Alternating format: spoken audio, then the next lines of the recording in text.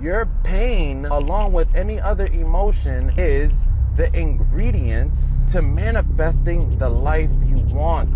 That pain, that hurt, that sadness, that emotion is nothing but energy. We are living in an energetic realm.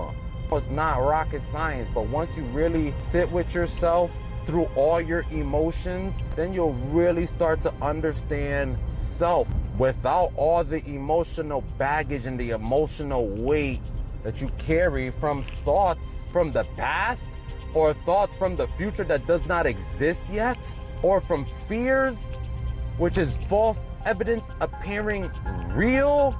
You are so much stronger than you believe. You are so much stronger than you even want to believe. I promise you. You just have to tap into your energy, tap into your divine higher self, tap in with your spirit guides.